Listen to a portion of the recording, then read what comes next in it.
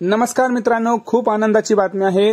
आता 3000 रुपये आपल्या बँकेमध्ये जमा झालेले आहेत। जमा झालेल्याचा मेसेज आलेला आहे खूप लोकांच्या अकाउंटमध्ये। कालच 14 ऑगस्टला तुम्ही इथं बघू शकता, 14 ऑगस्टला 3000 रुपये हे क्रेडिट झालेले आहेत डीबीटी थ्रू।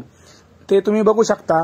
आता तुमच्या बँक अकाउंटमध्ये आलेत का तुम्ही ते कमेंट सेक्शन मध्ये सांगा। मग मी तुम्हाला सांगतो जर आले नसतील तर काय करायचं, कारण खूप मोठा हा प्रॉब्लेम आहे। जर आला नसेल तर त्याच्यामध्ये काहीतरी राहिलं असेल तुमचं, तर मी तुम्हाला सांगेल नेमकं काय होऊ शकतं। तर तुम्ही व्हिडिओ हा संपूर्ण बघा, पूर्ण व्हिडिओ बघा। मी तुम्हाला इन्फॉर्मेशन सगळी सांगणार आहे की कसं काय होणार आहे। तर आता सगळ्यांना माहिती आहे की या लाडक्या बहीण योजनेची स्कीम सगळीकडे चालू आहे। तर कालच बघा आमच्या इथे खूप जणांना 14 ऑगस्टला पहिला हप्ता त्यांचा आलेला आहे आणि त्याचा काही स्क्रीनशॉट मी तुम्हाला आता दाखवतो। पण हा पूर्ण व्हिडिओ मी पूर्ण स्क्रीनशॉट दाखवू शकत नाही, पूर्ण हिस्ट्री दाखवू शकत नाही, कारण हे अवैध आहे दाखवणं असं।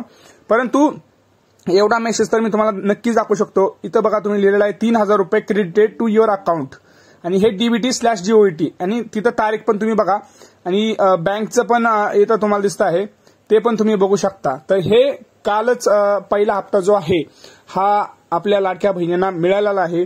तर ही खूप मोठी आनंदाची बातमी आहे।